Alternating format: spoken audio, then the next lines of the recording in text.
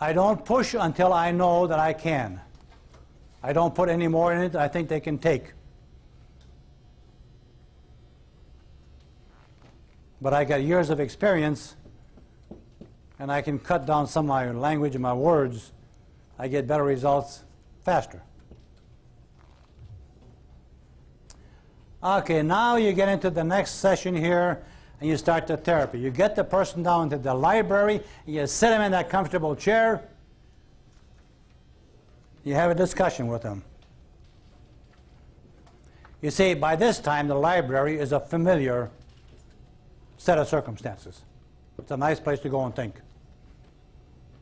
It's easy for them to get there. The picture is clear. Because one of the things you're going to say to them and everybody else, each and every time you get into the library, each subsequent time you get there, the picture is clear and more distinct. As a matter of fact, I tell them to do, turn on some lights for you. If you like, you can put your finger on the forehead, so gently rub your forehead. As I do so, focus the lens of your inner mind in your eye, causing the picture to go clearer and clearer and clearer, and totally clear. It's all true. Picture goes clear. The bookshelves more distinct, the books more distinct, everything clearer and clearer. If you like sometime, you can say, when I clap my hands, blow out all the lights, everything is dark. The whole thing goes dark. As I gently snap my fingers, cause the light to appear way in the distance in the library. As the light comes closer and closer, the light gets bigger and bigger and bigger, then the light shines on you. And then turn on the lights, more lights. You can turn the lights off, turn the lights on. Anything that you like to do, you can do it. And I'll give you the formula. All right, what is a therapy? What are you going to put in there?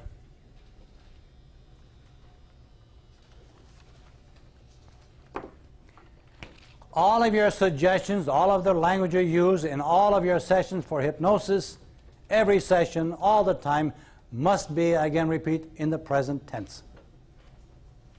The word will should never appear. Everything is distinct, detailed, no room for interpretation.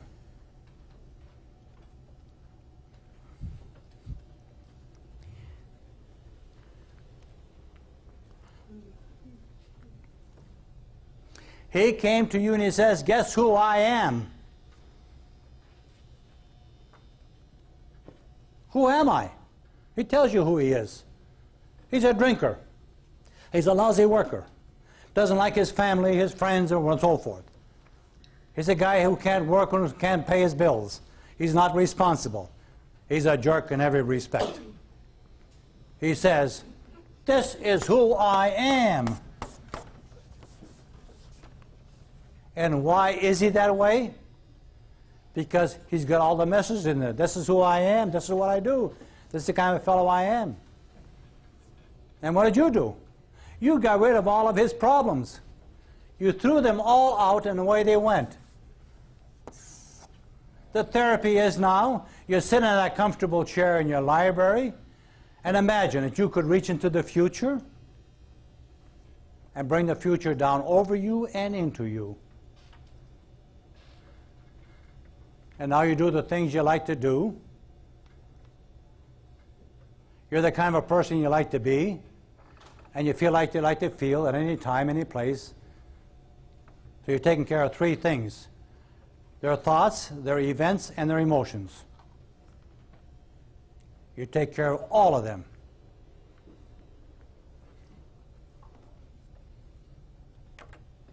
We went through that before. If you like to be somebody, tell me, who are you? Characteristically. Now you're going to draw a blank. Now you go through the therapy. I am the most relaxed person. I'm all these things that we talked about before. And what do? I'll tell you what I do. I never drink alcohol. That's me. I have no need, no desire for alcohol. I used to drink it. I don't do it anymore. Not today, not tomorrow, not ever. Why, when I look at a drink, just look at it, that very vision of it, the very thought of putting that in my mouth turns my whole body into such a situation that I feel nauseated, upset. You see, for me, drinking is totally unacceptable, intolerable. That's the kind of a person I am. That's what I do. And what else do I do? I'll tell you what I do. I go to work on time. And I work every day. And when I come home, I give my wife and my family hugs and kisses. And I save my money. I pay my bills. You're feeding back everything he wants to do. He says, I want to be this kind of a person. I don't want to do this anymore. These are the changes I want to make. So you feed the kind of person I do. I work every day. I take my paycheck and I bring my paycheck home. All the things, yes? So this is you saying that in the first person to him? I say, if you were to tell me who you are and what you do, this is what you would say. You tell me, this is who I am. I'm this kind of a guy. See? One of the things that people do that drink too much or use alcohol and whatnot, and cocaine and drugs, is they spend all their money.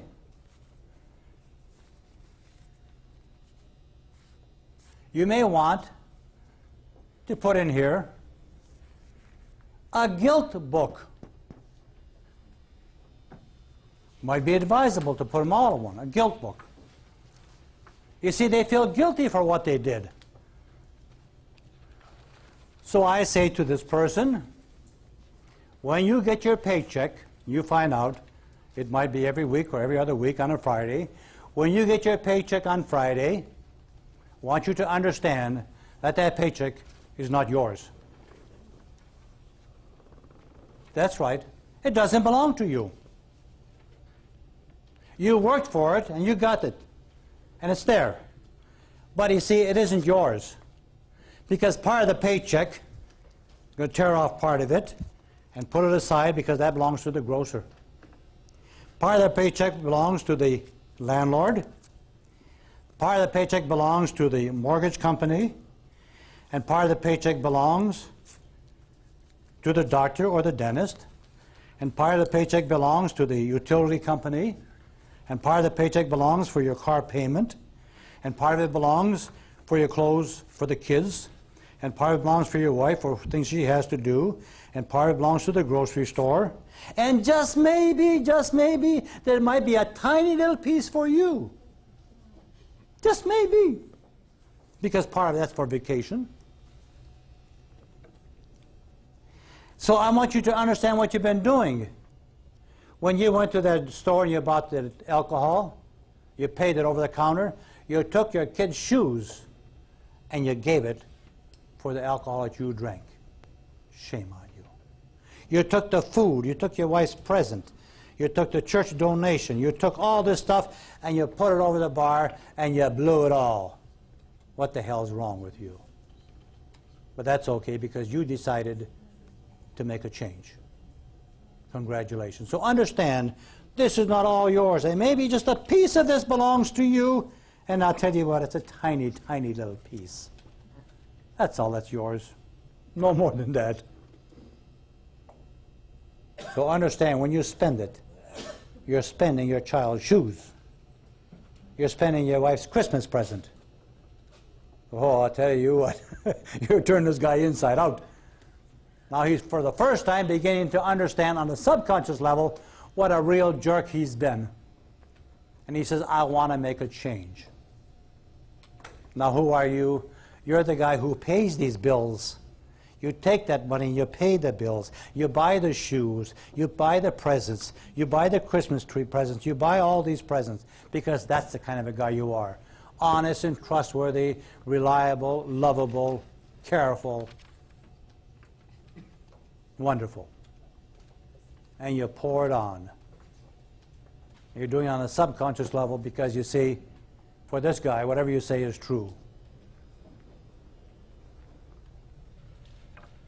And then you tell them, you did the first time you said, those friends and those acquaintances you used to associate with the alcohol and drugs, very first time you says, in the orientation, that's off limits. And now you do the same thing. No visiting places, people that used to be associated with your past problem. Because they get involved in the same environment, their friends can be vicious. Come on, Joe. Give it a whirl. Give it a try. Come on. What's one today? You had any for a couple of weeks. Come on. See? And what do you say to them? Should anybody ever coax you, beg you, or try to influence you, you understand they're not looking for your benefit. They are no longer your friends. And the first thing you tell them to bug off, and then you leave. You had your hand up? Yes. What about for women or people who mostly drink at home? Same thing. You just don't have the association, that's all. Well, I mean, they still have to associate with their family members who they may have, who may be their drinking buddies. Well, if their family members drink with them, you bring the family members in with you. If the husband drinks with the wife, and the wife has got a problem, you get the husband's butt in the office. And you say, this is it. If you want to drink, do it someplace else. Don't coax your wife. You're spending what? $1,600, $1,800, $2,000? I don't care what you do. You want to give me $2,000? That's fine. You want to keep on drinking? Hey, it's your prerogative. You made a $2,000 investment, and you just blew it. You see, you get paid. They're motivated to get the benefits. You had your hand up? Okay. To clarify the sequence, you're going to still talk about the negatives after you've thrown away that guilt book? You know, the shame that you were doing this, you were doing that, where you're talking about... Oh, yeah, yeah. You're still going to reframe that? I don't call that a negative. Pardon? You didn't throw away the guilt book, did you? I said throw away the guilt book. Yes.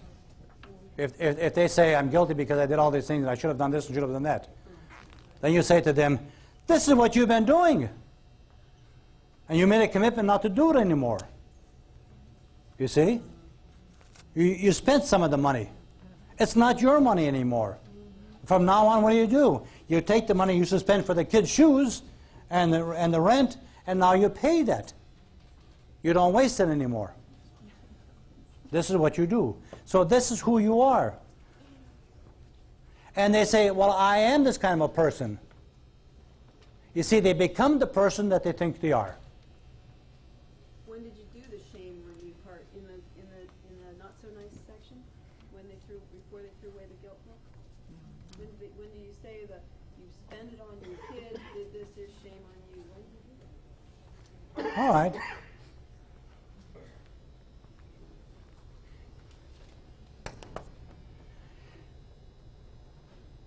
Sixth session, third day, you do the induction, the progressive relaxation, the library, and then you do the therapy.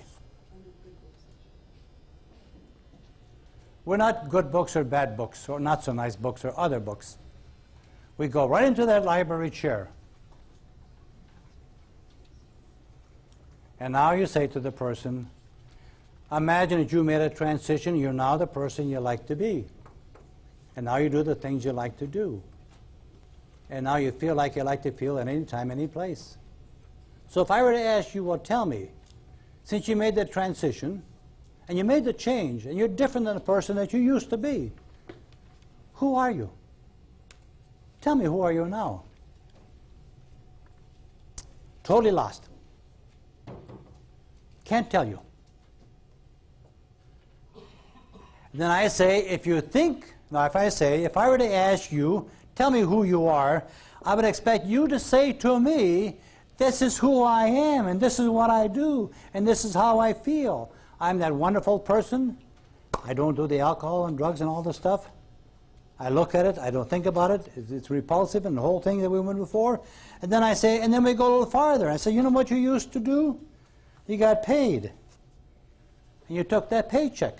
That really didn't belong to you. It's not yours. It's only part of it is yours. Because part of that paycheck belongs to the grocer, part of the paycheck belongs for the education and so forth. And you've been exchanging all of this for your drugs. And now you don't do that anymore. Because when you get the paycheck, you understand that part of the paycheck belongs to the grocer, part belongs to the school, part belongs to that. And only a tiny piece belongs to you. And you are the kind of a person that does what? You pay your bills, you love your family, you take care of the house, you look after the job, you save your money, whatever is left of it, if any of it. You button up with all the good things in life. Okay? All right.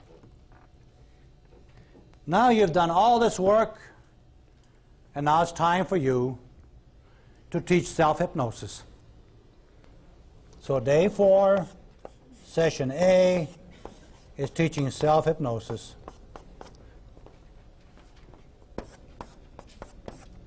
Self-hypnosis. And tomorrow you'll learn how to do it.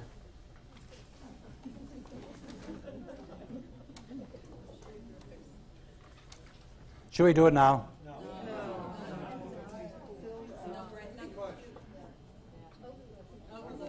I thought what I would do is another induction procedure and show you something another little testing and something a little bit different.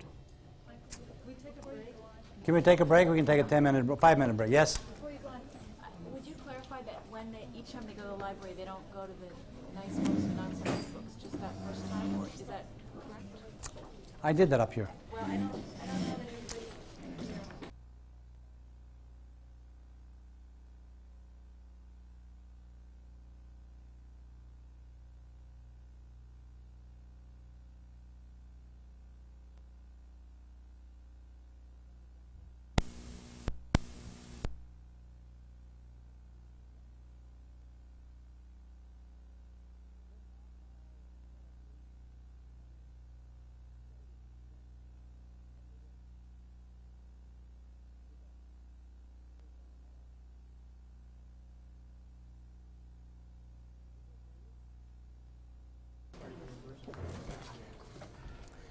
What I'm going to do is just this way a little bit. That's fine. Okay. I'd like to have somebody come out here that hasn't been here before, that I can work with, who would like to be hypnotized with just a couple little things we're going to do. Nothing. How about you? Would you like to come up? Okay. How about you? You want to come up? All right.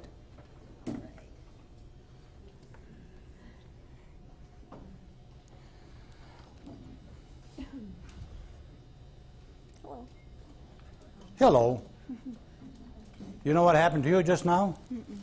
Well, let me tell you, you sat in a hypnotic chair. Everybody that sits in that chair goes into a state of hypnosis. Guess what? And you're no different. That's right. You see, each passing moment you sit in a chair, like something comes over you. You may not experience it or feel it, but I got news for you. It's there. It's there. Yeah. All right.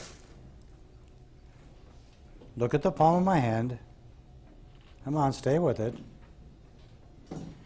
Now you know when I place my hand above your forehead, to you I'm suggesting relaxation. Each and every time I suggest relaxation, you do relax pleasantly and comfortably. As you look into the palm of my hand, cause your eyes to grow tired and eyelids heavy with relaxation. So lower my hand, close your forehead, cause your eyes to go tired, progressing more tired. Eyelids heavy, heavy with relaxation. Before my hand touches your forehead, your eyelids do close, and you do relax. And even relaxes your arms all the way from the shoulders down to the elbows, to the wrists, to your fingertips. Even coming down relaxes your legs, your thigh muscles past your knees. Eyes tired and eyelids relaxing and closing, closing, closing, closing, and closed. Now you just keep your eyelids closed and you just relax and take it easy. And open your eyes, don't open your eyes until I ask you to. Even when you have to answer my question, you just keep those eyelids closed. Now you understand what we did before, this progressive relaxation. I'm going to see how well you can do it. You did it over here in the chair before, and you know right away I said, oh, hold it, you're doing it wrong. Let me show you how to do it.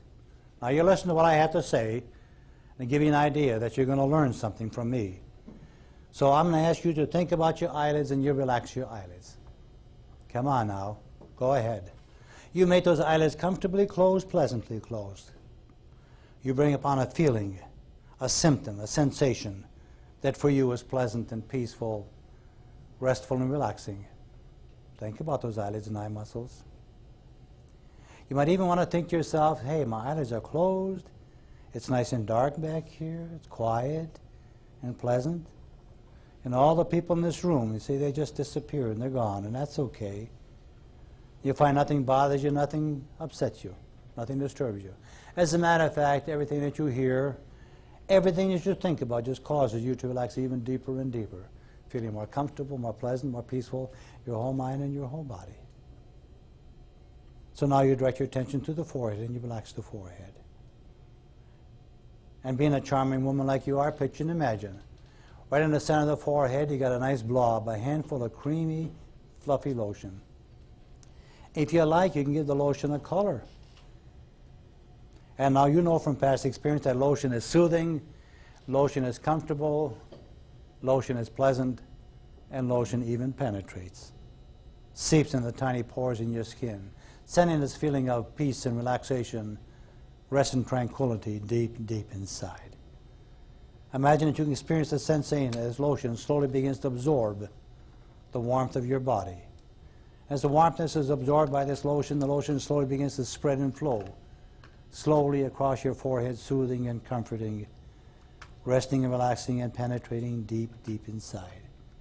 Imagine a sensation of comfort spreads all the way across your forehead, and the pleasant feeling of relaxation trickles down over and across your temples into your cheeks. And now you think about your cheeks and you relax your cheeks. Make those cheek muscles limp and rested and comfortably relaxed. Think about those cheek muscles. You create a sensation, a feeling in your cheek muscles that for you seems to be sagging, relaxing, limp and looseless, restful and relaxing. Then imagine some of this relaxation slowly spreads and flows from your cheeks down to your jaw muscles, over to your chin and up into your lips. And now I'm going to ask you to think about your lips and relax your lips. You make those lips of yours nice and soft and nice and tender, restful and relaxing. So you think about those lips of yours and we let those lips relax. You see, Jill, I know you can relax your lips. I know you can. Because when you allow your jaw muscles to relax, your chin muscles to relax, and the mouth muscles to relax, you just might experience the sensation, the feeling of your lips have a tendency to part and separate pleasantly and comfortably. So go ahead and you relax all those muscles, the jaw muscles, the chin, and the lips. See, just let go and relax. And then imagine from the forehead something soothing, something comfortable, something pleasant. Slowly spreads and flows from your forehead up across the top of your head, soothing and comforting, penetrating, resting, relaxing across the top of the head and down the back of the head and all the way down to the back of the neck. So I ask you to think about all these areas and go ahead and relax. And then imagine all this relaxation has a tendency to kind of drain down from the top of the head, drain down from the forehead and the eyelids, drain down from the cheeks and the lips, down through the neck into your shoulders, and slowly spreads and flows across your shoulders, soothing and comforting, penetrating, resting, relaxing all the shoulder muscles. Then imagine the sensation of relaxation spreads all the way across your shoulders and slowly flows down both of your arms. Imagine something soothing, something comfortable, something pleasant, something peaceful, slowly flowing down your arms, not only over the skin but deep, deep inside.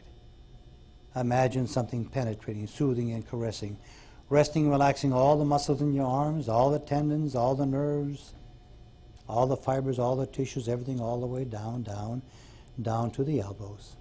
Then imagine this relaxation continues to spread down the elbows, again over the skin and deep, deep inside. All the way down, down to the wrists, and over the back of the hands, the palms of the hands, and to your fingers and to your fingertips. And you think about your arms from the fingertips to the shoulders, and let your arms go totally limp and completely relaxed. I'm generally going to pick up your arm by the wrist nice and easy, and you let me just pick up that arm nice and easy. Let that arm totally limp and completely relaxed. And bring it over here, nice and easy, and let go, and let the muscles relax. Just relax. And on the other side, pick up your arm nice and easy. As I do so, it causes your whole body to relax. You see, as the arm lets go, down, down, letting your whole body go deep into relaxation, pleasantly relaxing. Now imagine a wonderful soothing sensation slowly flows from your shoulders down your chest and down your back. Imagine your body being covered, if you like, draped in the most restful, the most peaceful, the most wonderful, soothing feeling that you could ever experience, slowly flowing down, down through the chest area, spreads all the way across your chest, down the sides of your body, and from the back of the shoulders down the back. Imagine your body being covered now with the most pleasant, the most restful, the most soothing sensation, down through the chest area and down your back into the stomach area, down into the lower back, and all the way down to the hips, and slowly creeping past the hips, down both of your legs, down past the knees, all the way down to your ankles and right to your toes. So understand that each and every time I suggest relaxation, you do relax pleasantly and comfortably. When I suggest relaxation, this does cause your eyes to go tired and the eyelids heavy, cause your eyes to close, and cause you to relax. And each subsequent time, that means every time you relax far quicker and much deeper than the preceding time, feeling more pleasant, more peaceful, more relaxed in your whole mind and your whole body. So I'll tell you what you do, Jill. Still remaining pleasant and relaxed, I want you to open your eyes, nice and easy, and look at the palm of my hand up here, way up here. Now you know, each and every time I place my hand in this position, to you I'm suggesting relaxation. As you look into the palm of my hand, cause your eyes to go tired and the eyelids heavy. As I lower my hand close to your forehead, cause your eyes to go more tired. Eyelids heavy, eyelids relaxing and closing, closing, and closed. And each subsequent time, that means every time you relax far quicker and deeper than the preceding time, feeling more pleasant, more peaceful in your mind and body. Still remaining pleasant and relaxed, open your eyes and look at the palm of my hand. Each and every time I place my hand in this position, and as you look into the palm of my hand, to you I'm suggesting relaxation. And whenever I lower my hand close to your forehead, cause your eyes to go tired and eyelids heavy. Eyelids relaxing and closing, closing, closing, and closed. And each successive time, it means every time you relax. The next time you relax 10,000 times quicker and 10,000 times deeper than the preceding time, feeling more comfortable, more pleasant, and more relaxed. And still remaining pleasant and relaxed, open your eyes and look at the palm of my hand up here. Look at the palm of my hand. Each and every time you look at the palm of my hand, cause your eyes to go tired and the eyelids heavy. And this time, as I lower my hand close to your forehead, still remaining pleasant and relaxed. Eyelids relaxing, comfortable, relaxing, deeply relaxed. Just one more time now. Still remaining pleasant and relaxed, open your eyes and again look at the palm of my hand. You see, I'm suggesting relaxation to you. Each and every time I suggest relaxation, you do relax. Keep your eyelids open a little bit, just a little bit. Open up just a little bit, just a little bit. Now, as I lower my hand close to your forehead, cause your eyes to go tired. But I tell you what I want you to do. I want you to work very hard to try to keep them open. I mean, work at it. Give it the best shot. Try to keep your eyelids open. You see, they're going to close whether you like it or not. All I got to do is bring my hand down. Eyes growing tired, eyelids heavy, but you try to keep them open. Come on now, work at it. Work at it, try to keep them open, relaxing and closing, but try to keep them open and closing and limp and rested and loose and relaxed and closed. And I guess that's what you did, Jill. You use up all the energy in your eyelids to try to keep them open. And there's no energy left in those eyelids to open. For as you think about opening your eyes now, your very thoughts cause your eyes to go progressively more limp, loose, glued together, stuck together, glued together. But you think about your eyelids and you try to open your eyes and find you can't even budge them. But think about your eyelids. And you try to open your eyes and you find you can't open. Glued together, stuck together. They're stuck together. I'm going to gently stroke your side and drag the relaxation from your eyelids down into the cheeks and down through your neck and down across your shoulder and down your arm all the way down all the way down to the fingertips. I'm going to pick up that arm nice and easy. Let me lift it all by myself. I'm bringing that arm all the way up, straight up. Let me bring it up here, nice and easy. That's fine.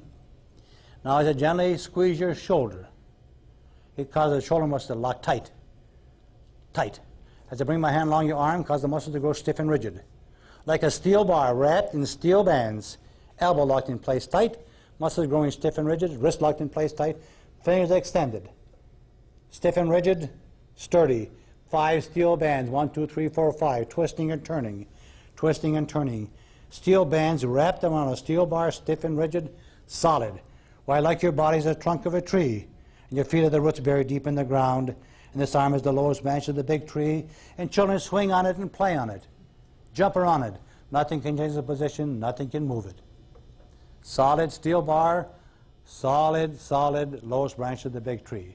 For as you think about moving that arm, your very thoughts cause that arm to grow progressively more stiff and rigid. Solid, locked in position, still remaining pleasant and relaxed. I want you to open your eyes and look at that solid steel bar hanging up there. Stuck right there. Stuck right there. Solid. Why, so stuck and so solid that you can't even touch my hand. For as you think about moving that arm, your very thoughts cause the arm to grow progressively more stiff and rigid. Locked in position. Stuck right there. Can't even touch the other one. Locked tight, tight, tight. Stiff and rigid. You see, I said your arm is like a steel bar. It is solid, stiff, and rigid like a steel bar wrapped in steel bands. I said that's the way it is. It became that way after you said it, after I said it. I said your arm is like the lowest branch of the big tree. Children swing on it and play on it. You see, it became solid and stiff and rigid like the branch of the tree after I said that's what it is. So understand, when you get down into the library, you sit in a comfortable chair, you say to yourself, I am this kind of a person. And that's who you become after the message. I didn't say the arm will be stiff and rigid. I said that's the way it is. So understand, when you sit in that comfortable chair, everything comes after the message. First you say, I am this kind of a person. I'm the most relaxed. I'm the most comfortable. And when I think about something, this happens to me, it all comes after the message. You see, first it's in here, and then it's processed, and your body becomes what you say it is.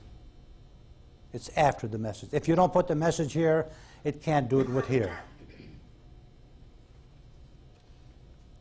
Understand the therapy? I am, I can, and this is what I do. And everything happens after the message. I'm going to pick up this arm nice and easy, lift it just a little bit. You see, I gently touch the ring. I got a magic ring. I touch that ring, and whenever you touch that ring, it causes your whole body to relax pleasantly and comfortably and deeply. Top of the head to the tip of the toe. Each and every time you touch that ring on your left finger, it's a magic ring for you. As you touch the ring, causes your whole body to relax pleasantly and comfortably and deeply. As I touch the ring nice and easy, it causes your right arm to become totally and completely relaxed. And that's fine. And relaxed and comfortable. Okay, you see what I did? Now tell me, young lady, so remaining pleasant and relaxed, Jill, open your eyes. And tell me, how do you feel? You think you've been hypnotized here today? Huh? Why do you think you've been hypnotized?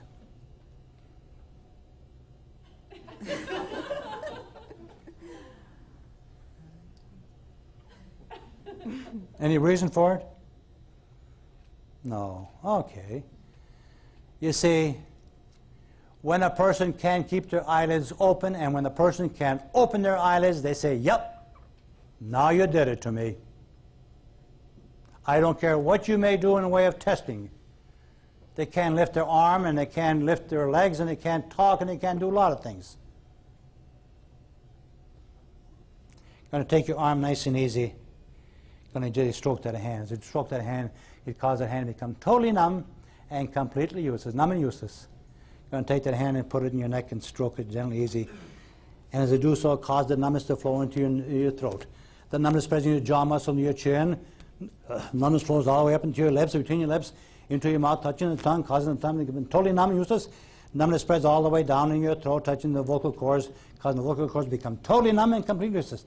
So numb and useless, you can't speak one word, not one. I'm going to ask you some questions. You know all the answers to the question. But as you think about the answers, your very thoughts cause cotton balls to form in your throat, cause your tongue to become totally numb and useless, and cause your lip to turn to wax. Take care, you said wax, you can't speak one word, not one. Why, you can't even tell me your first name. Think about that. And you try to talk and you find you can't. So think about your first name. Think about it. And you try to speak and you find you can't. Why, you can't even tell me the city you live in. Think about that. And you try to tell me the city. You can't even tell me the day of the week. Think about it. Now, I'll tell you what I'm going to do. Take this hand and put it back again and grab all the numbness. And you pull the numbness out of your neck, out of your jaw muscles, your vocal cords, out of your mouth and out of your tongue, out of your whole body, right back into the hand. And now you speak clearly and distinctly. So go ahead, tell me your first name. Jill. Yeah, you see? And what city you live in? New Hampton. New Hampton, you see? You see, I said you can't talk, and you couldn't. And what have you been doing to yourself all these years? I can't do this, and I can't do that. I can't leave the cigarettes. I can't lose weight, and, you know, for other people. You can't, you can't, you can't. And you couldn't because you thought you couldn't. You've been kicking your butt all over the place. Time you pat yourself on the back and says, you bet, I can. But guess what? Totally numb, completely useless. But I'll tell you what else I'm going to do. Stroke that hand just 3 times, nice and easy. As I stroke the hand the 3rd time, cause that hand and arm to become solid, like solid marble, like a statue arm. And you know nothing can change the position, nothing can move it. Even as you're thinking about moving that hand and arm, your very thoughts cause that hand and arm to grow progressively more solid, statue arm, stiff and rigid. So still remaining in place, and next I want you to open your eyes and look at that hand sitting there, stuck right there. Look at it. You got your eyes open? Yeah. You try to move that hand, you find you can't even budge it. But think about it and try to move it. Solid right there. Solid, stiff and rigid. You see what I can do? I can move it anywhere I want. But you can't do it. Solid right there. Yeah, stiff and rigid. But you think about that hand and try to move it now. So direct your attention to the arm. You see what I'm doing? Doom, doom. Flipping the reeds. See? Can't do it. But think about that arm of yours. Again, I'll touch that nice magic ring over here. Cause that hand and arm become perfect and normal. Move it any place you want now. That's fine. Okay. That's fine. Close your eyes. And I'm going to count from 1 to 3. At the count of 3, your eyelids do open. You're back in your conscious state. 1, 2, and 3. Okay, let's give Jill a hand. What do you say? Okay, you can get up now. All right. You can transfer the feeling that you create any place in your body by putting a hand on it. So a person has a pain in the back. What you do is anesthetize the leg.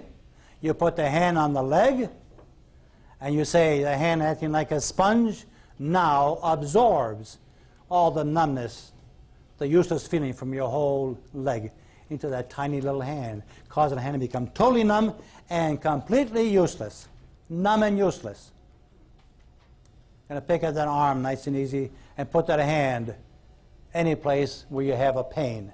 As I put that hand on the area experiencing pain, it causes the numbness to flow and penetrate from your hand into your body, numbing all that discomfort, the pain whatsoever.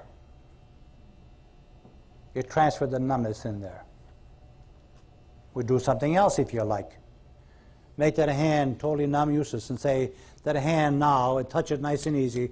Cause that hand to feel like a nice warm woolen cloth. And you pick up that piece of cloth, and you drag that cloth up the arm, all the way across, and you put that cloth over into that pain. And you put the cloth deep, deep into that pain. And tap the shoulder nice and easy. It causes the pain to turn into black liquid or a black cloth. And I'll grab that black cloth and pull it. And pull it all the way across, and back into the hand that once used to be a nice wool cloth. Tap it 3 times, and what it do, it causes valves on any of your fingers to open up. And all that black pain drips out. And when all the pain and all the black cloth and the ink is gone, the valves automatically close. So what you did, you changed the pain into a black cloth and changed it to ink, and you poured it out of the body. You left up there with a nice woolen cloth to relax and comfort the area that used to have the pain. Any place you want to move it, any place, as long as you have no problem touching that area. If you have a problem, as a therapist, you tell them to move it in the area where they have the pain or the discomfort. You don't get any difficulty with touching somebody who doesn't want to be touched, especially in an area, the chest, the stomach area, or something like that. Say, play it clear. Always treat your patients with dignity, with care and comfort, but always treat them as though they're the most stupid people in the whole world, because that makes you specific. I say don't think they're dumb, but treat them that way. So when you talk about the arm and the hand, you be specific in what you mean so there's no misinterpretation. Be specific and detailed. All right, you see, another little test. You can do any kind of a test that you can put together if you put together the words causes. That's all you got to do. That's all you got to do. We got a few minutes, and let me get into something here for therapy. I'm going to give you a formula, and you'll be surprised how it works.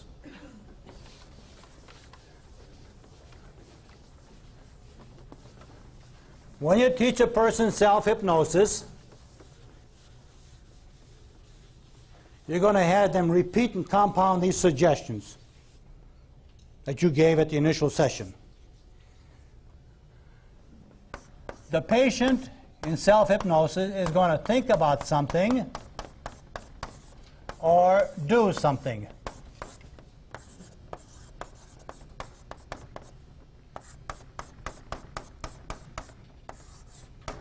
And that something causes the result you're looking for. And you as a therapist, you're going to say something and you're going to do something. As long as you tie these in with that cause, the big word cause, you're going to get what you want. You tell the patient, as you think about the pain in your back, your thoughts cause the pain in the back to go away. You start off with the result you're looking for. What do you want? And something going to cause the result.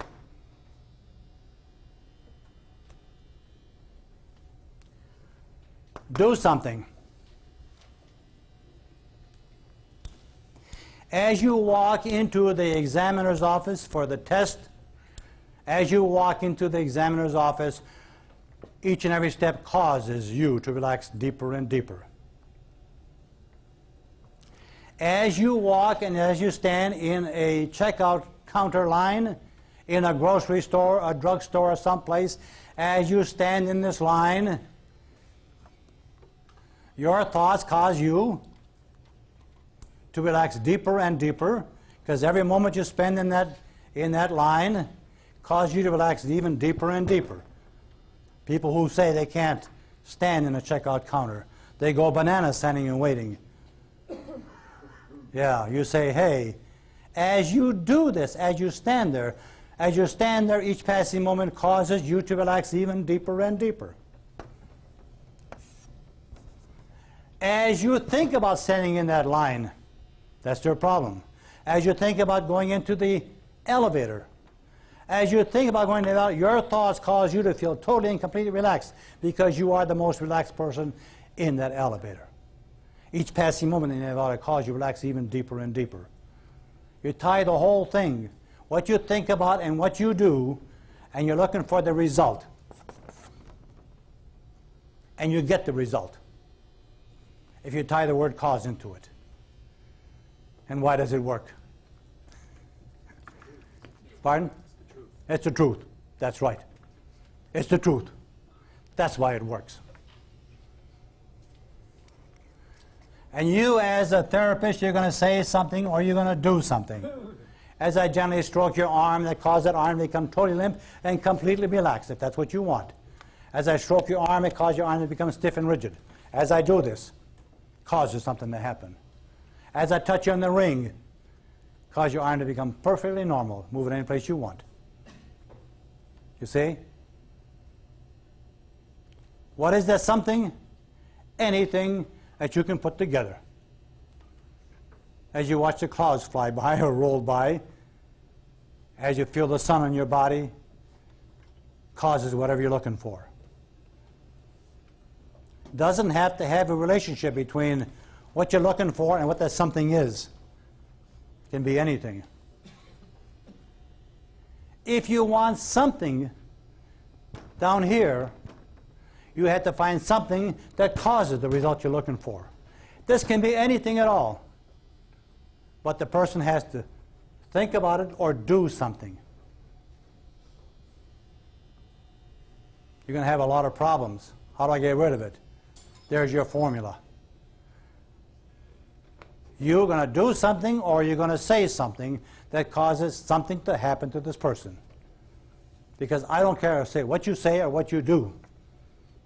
It's all true. She couldn't lift her arm. She couldn't move her hands. Arm is sitting up there, she couldn't move it. I said, you look at that arm of yours, you think about moving that arm, you think about it, and your thoughts cause that arm to become progressively more stiff and rigid. And she couldn't budge it. As you think about it and as you do, as a therapist, as I say and as I do, causes something to happen. So understand there's no limitations anymore, no restrictions. Do whatever you want. The opportunities are unlimited. All right. Let's call it a day, and tomorrow we can get some real work in. Yes? Why is it when a person has been told that they can't open their Louder. eyes? Why is it that when a person has been told they can't open their eyes or can't move an arm that they don't become frightened? Do they become frightened? Why don't they become frightened? Well, they're totally relaxed. Excitement is not part of their body. Isn't that right?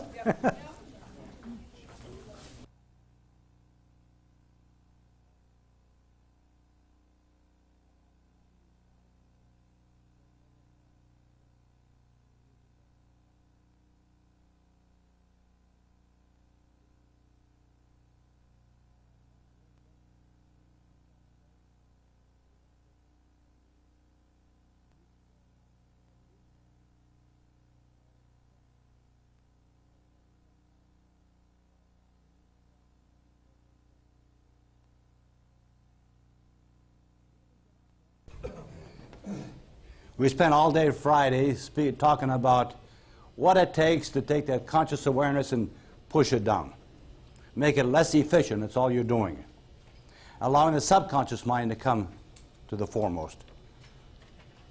Now we have a brain that runs every cell in your body.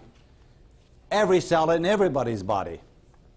And the brain only receives two messages. It follows only two messages. The message to do something or stop doing it. Excitatory or inhibitory messages. That's all it does. But it doesn't do a damn thing in your body until there's a message there. So what you have to do as therapist, put the proper message in there. And sometimes those messages are contradictory to the ones previously established. So what do you have to do? First have to get rid of the previous ones. Then you can access the new ones without any conflict within. So I showed you how to do it. Take them into the library. Do what you have to do there. And then you've got the other ones you open up, the ones you unwrap rather, and you put it in. Then your job is to fill those new ones with the new programming, the new ideas, the new instructions, the new decisions. And your brain has no choice.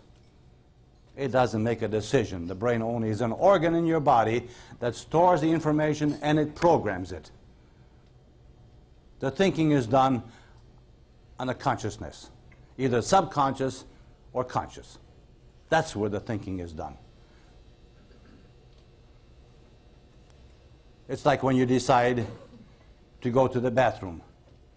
You make the decision and something happens and all that you need to do goes away, takes out, leaves. If you don't make a decision to go to the bathroom, unless you're a baby, a couple of months old, you're not going to fill your pants. You have to have the decision first. And if you decide to go into the kitchen, you're not going to walk into the bedroom. If you want to, on the way to the kitchen, you want to go to the bedroom, you must have an intervening decision. Then you change your course. That's what you're doing, is learning how to change the course, how to get the result by a different thought. The thought has to be there first. The conduct follows the thought. And in a state of hypnosis, whatever you say, when the subconscious mind is the boss, the brain has no choice but to carry out that message. And we demonstrated that yesterday several times. Around 6 o'clock before we quit, I had the lady come up here, and I put in a message. I says, each and every time you look at the palm of my hand, cause your eyes to go tired and eyelids heavy. And whenever I lower my hand close to your forehead, cause your eyes to go progressively more tired, eyelids heavy, heavy. Before my hand touches your forehead, hey, your eyelids do close and you do relax pleasantly and comfortably. Then what did I say to her? You try as hard as you can to keep your eyelids open. Work against it. I put the hand down, and you know what? No matter how hard she tried, the eyelids closed. Because what I say is true when in a state of hypnosis. The brain has no choice but to follow and carry out your messages. And then I says to her, now that your eyelids are closed, guess what you did? You use up all the energy in your eyelids to try to keep them open. And there's no energy left in those eyelids, and you can't even open them. So go ahead, think about it. Think about it. And as you think about it, what happens? Your thoughts cause your eyelids to go progressively more numb, progressively more limp, glued together, stuck together, and there's no way that you can open your eyelids. So for the 20 years that she's been around, she couldn't open her eyelids. And she tried, and she tried, and she tried. You see, she tried to open them because on the conscious level, she's trying to work at it, and the subconscious mind says, what are you trying to do? I'm the boss now, and I tell the brain what to do, and I don't care how hard you try on this conscious level. No way. No way, because you're not the boss anymore. You're down there, and I'm up here. And we, the brain and I, we are now controlling this body based upon what came in last. The last one is the controlling thought. All right? So you're going to put in thoughts, controlling thoughts. So it's your messages. And what did I say? You make those messages clear and concise and specific, no room for interpretation. If you use a word that has multiple meanings, you just go back and you say, this is what I mean, and you explain it in detail. So cover up your tracks in case you make a mistake. Somebody says to me quite a while ago, one of my students, he says, you know, you can make 1,000 mistakes and be successful. And I said, yeah. But if you eliminate those 1,000 mistakes, how much more successful can you be? And that's what you're here. You're learning how to fine-tune your therapy. When I go around places, you remember I had you fill out that sheet the first day you were here? 3 questions. And I said, I'll give $10 to anybody that answers one question correctly. I still have my $10. 95% of the hypnotists in the country are really not qualified to do what they do as good as they can. You're reasonably successful, but you get to a point where, hey, I don't know what I can do. Because you see, until I was here today, and yesterday, and the day before, you couldn't give me a definition of hypnosis that was correct. Now, what is the definition of hypnosis? All it is a state of awareness. That's all it is, dominated by the subconscious mind. Most people try to define hypnosis by what it does as opposed to what it is. All right? So what is it? It's a state of awareness dominated by the subconscious mind. Then everything can happen. Until you achieve that level, you're not going to be successful thoroughly, as good as you'd like to be. Okay? As to what happened yesterday, what we talked about, do we have any questions on what we talked about yesterday so we can clarify those? Yes?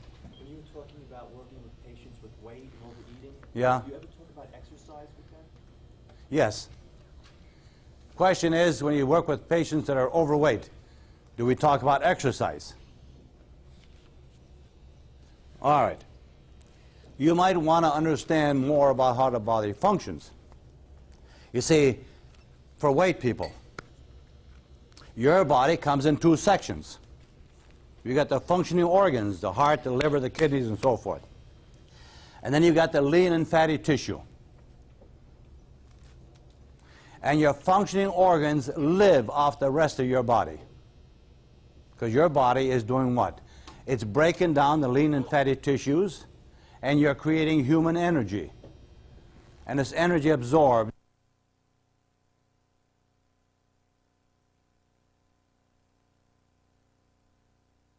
They extract from the bloodstream the nutrition, the energy they need to function at a particular time. So the more they function, the more of the body they use up. So you got one half living off the other half. And it's easy to explain. You say, you see the pictures of the people in Africa that are starving? What did they look like? Skin and bones. You see half lived off the other half. That's why the other half is gone. And when the energy of the other half is totally gone, the functioning organs cease to function, and the person dies. So what do? We feed these people, and they take the nutrition and they build new cells to replace the ones they used before. So your body's forever changing. Now, when you lose weight, the skin, having been stretched out, the elasticity doesn't return that fast. So sometimes the skin kind of hangs. Exercise, I say, is only for returning the elasticity to the skin. So you got somebody who says, well, I don't like to exercise. And I say, okay, how about if you sit in that chair and you exercise? How the hell do we do that? Well, real easy. One hand, you make a fist. Try this. One hand, you make a fist, and you put it into the palm of the other hand, and you squeeze real tight. You see, you can exercise sitting down. And then you make the other fist, and you put it in there, and you squeeze real tight. Now you're exercising, and you're toning up your muscles. and the skin starts to tighten up. We can add one more thing. As you squeeze, and you're sitting there, lift one leg. And as you squeeze, you lift the other leg. Exercise while you're watching TV. Or you take one hand and push it against the head, and you squeeze, and all the muscles get tightened up. And then the other side, and then the forehead. Interlace your fingers and put it behind your head, and pull and push against with your head. And all the back muscles get tightened up. How easy can you exercise? You don't have to jump and down around. You see, if you jump, you begin to injure some of your joints. How about push-ups? Real easy. You stand up against a wall and put your feet probably a foot or 12 inches, 13 inches away, and you put your hands up against the wall, and you lean forward, and then you push yourself back, and you lean forward and push yourself back. And then you move your toes back about a half an inch, and then you do it some more. You lean forward and push back, and lean forward and push it back, and you go back another. And each time you go back, there's more push, more push. And you start to do your push-ups standing up. And if some people say, well, how about a little more resistance? When you're pushing your hand against one another, you put your toe, as you sit on a chair, under the couch. And you try to lift the couch up. And it tightens up all these muscles. So you can do all this exercising sitting on your butt. Yes. In the testing procedure with the young lady yesterday, Yes. How significant is the contradictory message of moving something using the word try? Try is not doing. The question was yesterday with the girl I worked here, and I said, you try to lift your legs, or you try to speak and you can't. The question was, how significant was the word try? Is that what you're saying? It's not doing, right? In one sense. Trying is exerting an effort to do something. I could say, go ahead and do it. If I said, go ahead and do it, then what is that? That's a command on the subconscious level, and she's going to do it. I want to see whether I say to her, you can't lift it, but go ahead and try, and you find you can't.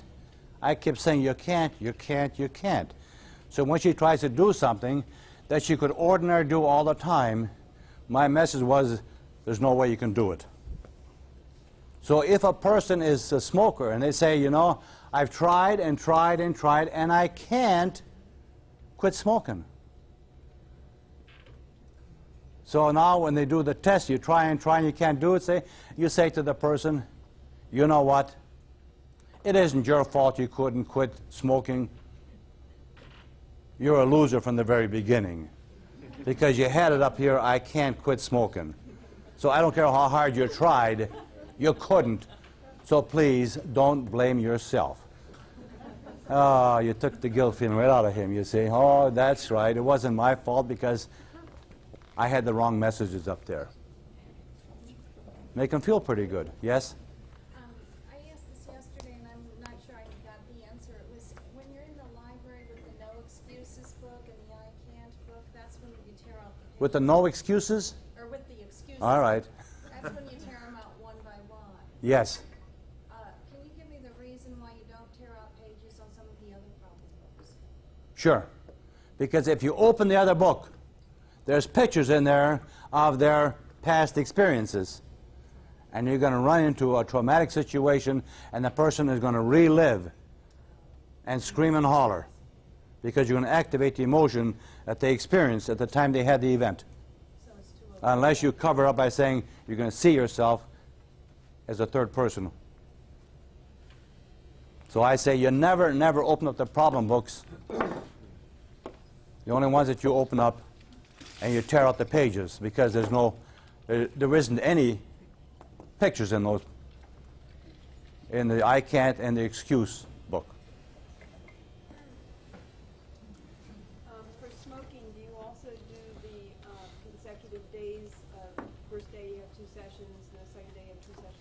For smoking? No. Don't have to?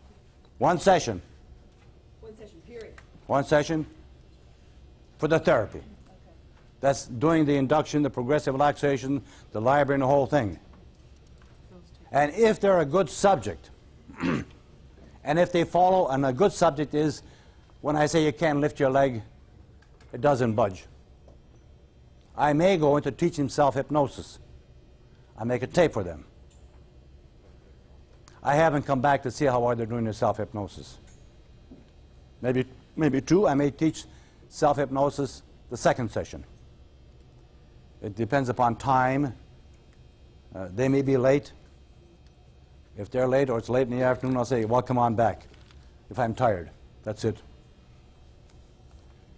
If I think that they're not quite deep enough and the testing is not right, the first session, there's a lot of apprehension and tension.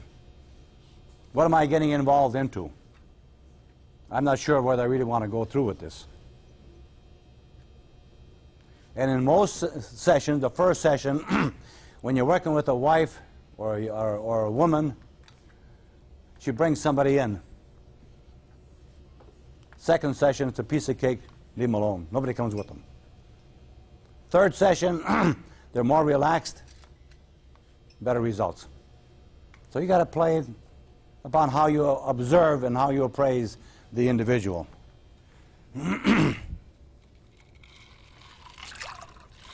So for weight and for smoking, 2, maybe 3 tops.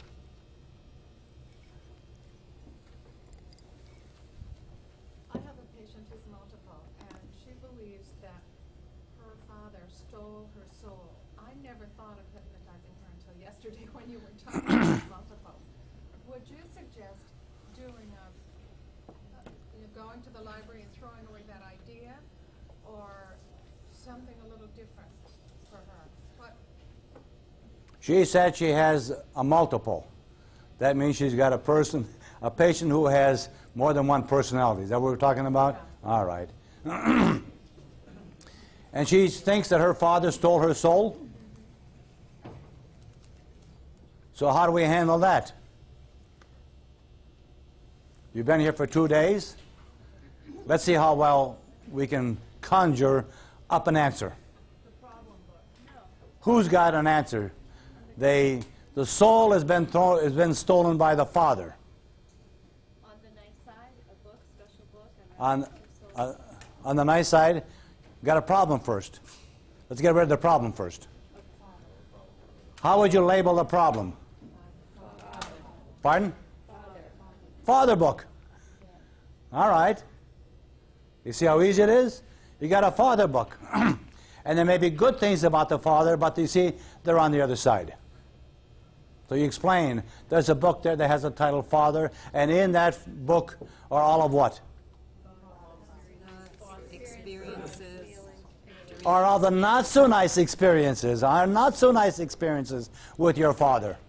Not so nice thoughts that you had about your father, and not so nice emotions that you generated about your father. So let's first get rid of your problem and put it over there, see? All right, now we get rid of the problem. How do we restore the soul back to her? She goes to the good side. Pardon? She goes to the good side. Good side, bottom shelf, books that are wrapped up. What's the title of the book? Soul. There it is. You still have it. Now you got to explain what this book means. It belongs to you and nobody can steal it. It's part of your inner body. God gave it to you. It's yours, just like your body. Yes? Could you discuss some of these other induction techniques? I haven't heard of some of these. Printed card induction, nonverbal induction. Yeah, we'll... I don't have a plane to catch at 5 o'clock. So when we get all through, we'll talk about the other ones. All right? If someone comes in drunk to the afternoon half of the first or second session, what do you do with that? If somebody comes in, Yeah, maybe they're not drunk, maybe they've had a drink or something. if they're coming when they're drunk, Looking for the alcohol, and you're doing the alcohol. we're doing an alcohol therapy, and they come in loaded, drunk. What do? You bet. You send them home. Did they pay you? They won't come in drunk. Guarantee it. You got your money. They made a commitment. They're not coming in drunk. That'd be the last place they'll go drinking. That's right. They may cancel out the session. They won't come in. If they cancel out a session, you say, okay, I set aside 2 hours for you. You cancel out one more session, you're going to pay for all the cancellations. Otherwise, you're not coming back. Are they motivated? Oh, you bet they are. They come to you for treatment, you got to make them toe the line. Because you see, if you're not that way, and you got the money, and they took off, they're going to say, they stole my money and didn't treat me, you see. You let them know. You run the show. Make them come in. Otherwise, they're going to place the responsibility of the failure on you. You say right away, don't horse around. I had 2 hours set aside for you, and these 2 hours you're not going to pay. But you do it again to me, you're going to pay for those hours. They'll be back. And you want to get them back because that's what they have to do. They have to keep coming and go through the whole program. And then when they're all through, you know, they'll say, boy, was she or he terrific. They did it for me, and I tried. I went to AA, and I went to all of the rehab places. And you know what? Their success rate is around 10 or 11 or 12%. And you can go out in Phoenix and Sedona and around there. 30 days in a hospital, 30 days in the rehab. Betty Ford place. Yeah, and how much you pay? $20,000 to $30,000. What's your success rate, Mike? My success rate for alcohol and drug, about 99%. That's right. About 95% don't ever have a drink or use a drunk after the first day. That's right. It's amazing. I had one I worked with, came in on a Saturday. He was on cocaine for 10 years. And he used to go around, he was the lead man for seminars. You know, they have these seminars, buy property, use somebody else's money, and so forth and so on, you see. That's where he got his money. And he would get up there, and he's the lead man, pitch, pitch, pitch. 400 or 500 people out there. And he's going and he's going. Then they bring in the big hunky monks, and they lay out the program for you. Well, they go city to city to city, and he's using that cocaine, going on and on. Well, we had the session on a Saturday morning, early Saturday afternoon. And his girlfriend works at a bar on, I think it's 51st Avenue in Union Hills. Well, they went out to University of Arizona Entertainment City. Reba McEntire had a concert there. So they went to the concert. After the concert over, they went to where his girlfriend works. They're sitting down at the table, having a few drinks. And the guy next there was with him. He said, Randy, I got something extra for you here. Take it. He looked at it. He says, you dirty son of a so-and-so. Don't you ever, ever hand that to me, because I don't use it. And I hit his head and he said, did I say that?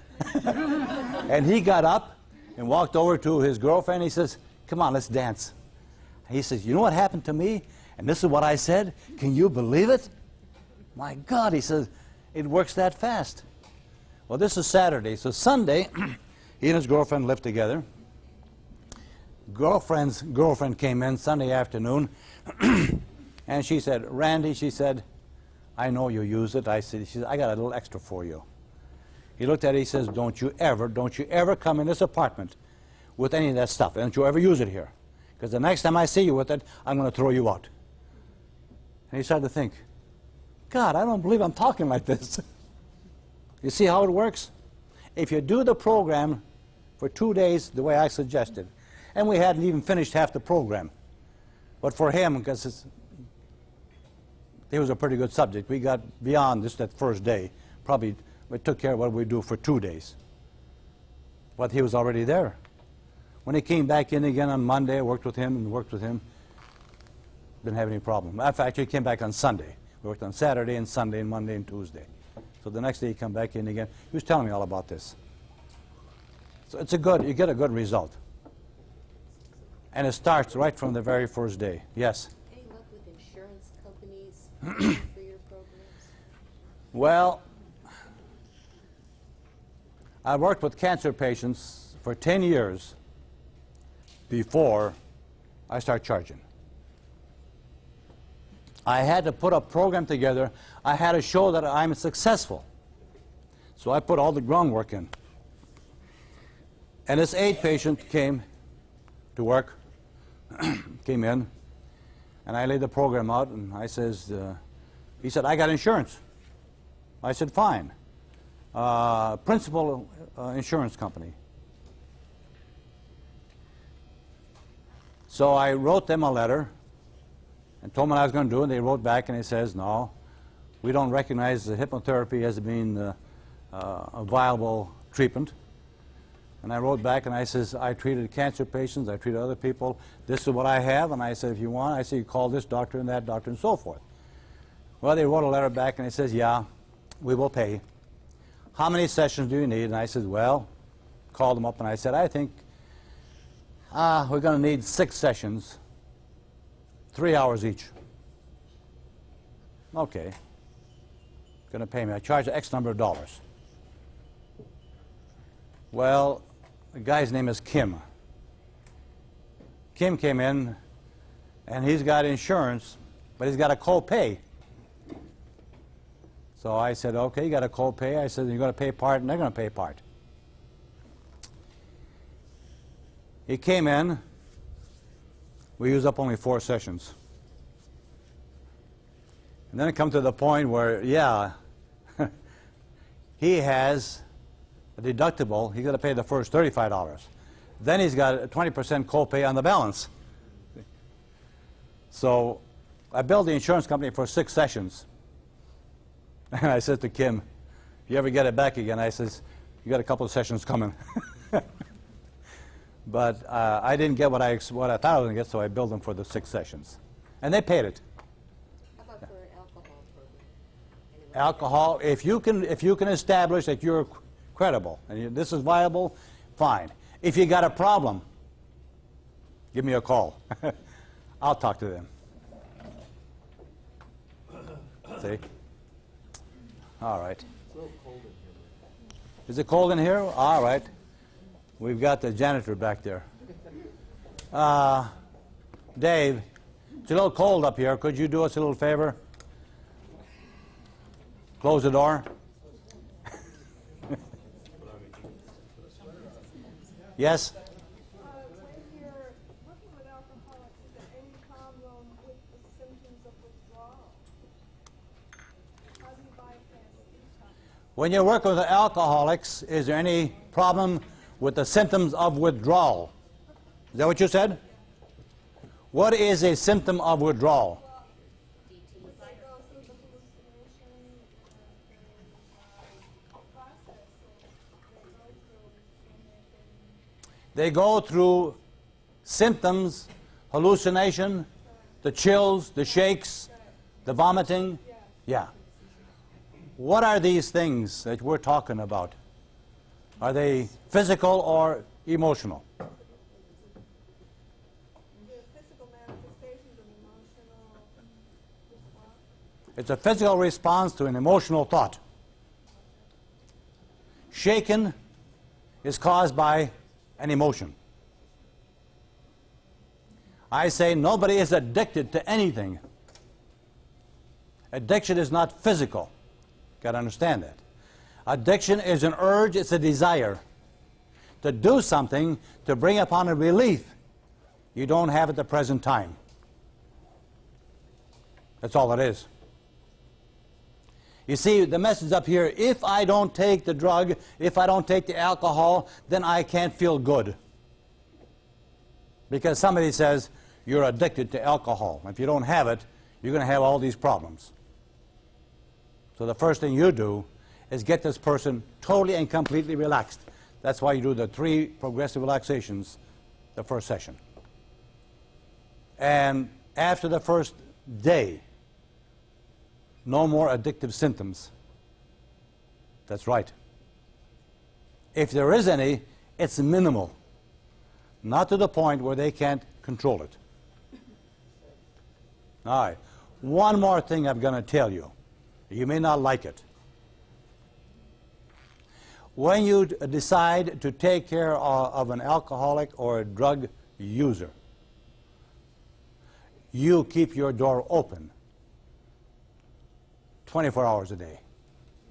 They may call you at 2 o'clock in the morning and says, I got a problem. You say, get your butt in here now. You're their therapist 24 hours a day. Cancer patients, same thing. If they have pain at 2 o'clock in the morning and they're hurting, you say, call me. I'll come and take care of it for you. And guess what? You're the only one that will do this. And you'll be successful in what you do if you keep your door open.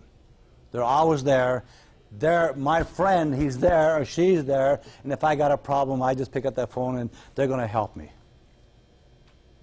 Your success rate just blossoms. As long as they know you're there, they may not call you, but they know you're there. You get to be kind of a little crutch for them. But you see, you're putting them on their way. With your therapy, you're sending them on, and you're taking away the crutch. So I tell everybody, when they're all through with them, I'll say, 6 months down the line, you got a problem? Call me.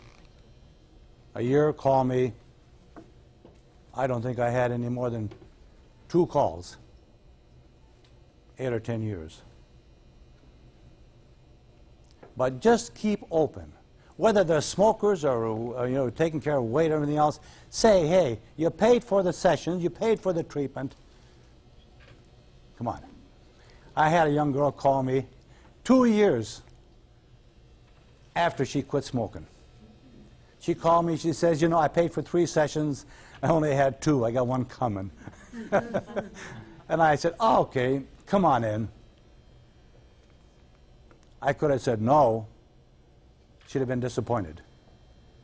Your business is going to be referral business. All right, I says, come on in. She came in. I said, well, when did you start smoking? She said, I didn't. Oh, I said, what's your problem? She says, a little bit stressed out. So I took care of it, didn't charge her. Because when she came in the first time, I said, well, maybe 2, maybe 3 sessions, maybe 4 sessions, I don't know. I charge a flat fee for the thing. 2 sessions, 3 sessions, 4 or 5. And the guy says, well, how many? I said, I don't know, maybe 2, maybe 3, maybe 4. You're paying for the service. That's it. Most of them are 2 sessions. But in the back of their mind, if they need 5, they're going to get 5. I had a woman call me, she said, well, I think I told you yesterday. I get the last session first, you see. So I get them to quit smoking. All right. Okay. We were going to talk about... Well, you ended yesterday, you mentioned a self-hypnosis technique, and you said, I'll tell you this tomorrow. Yeah, later today we're going to do that. Well, this had to do with the drug and the alcohol. Because I figured how you... The last session, I say you teach them self-hypnosis. Yeah. And after the session this afternoon, the self-hypnosis comes in. Show you how to teach. If you do what I do the induction, I do the progressive relaxation and everything else. I teach them the same thing they've been doing for the 3 or 4 sessions. They're already familiar with it. They know what to do. I just show them how to do it. So it makes it easy. We talked about depression. Somebody said we want to talk about depression. Depression is only a symptom. They're depressed. Why? Who knows why? Can be a lot of thoughts, a lot of experiences. So the first thing you do, you get rid of what caused the depression. You get rid of the anxiety problem. You can get rid of the depression problem. What's in the depression book?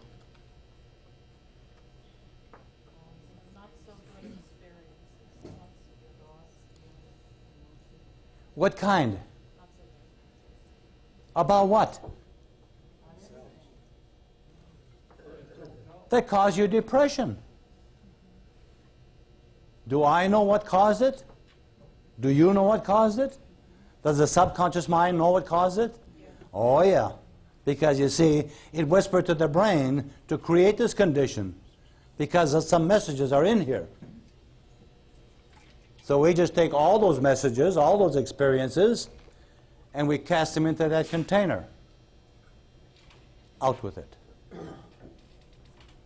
You don't have to go through the book and find out exactly all these incidences. This is what's nice about the whole program. You take it lock, stock, and barrel, and you toss it away. Makes it so easy. But you see, some people say, well, you have to know exactly. And I said, why? Because it works better.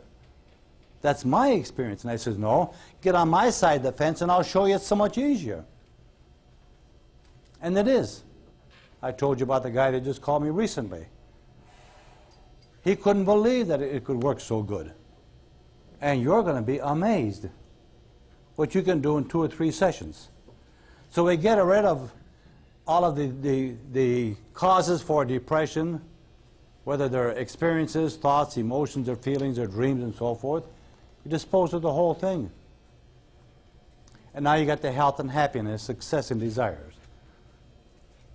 And what is depression? Self-hate. Well, not self-hate. What it was, you don't do anything. You're just kind of sitting there like you're lost within yourself. And then what do you say to them? Like I said, the whole thing. Imagine you are now the person you like to be, and now you got the thoughts going. If I could be, who am I? You say, well, okay, who are you? And they can't tell you. So now you got to feed. Because you see, everything that person thinks about or that person is exposed to by very remarks, in a state of hypnosis in this library, and you say they're automatically recorded in your health and happiness, your success, and your desire books, and the other books you want to put in there. And they become a permanent record that controls not only today's conduct, today's emotions and feelings, symptoms, but tomorrow's and the next days and every days.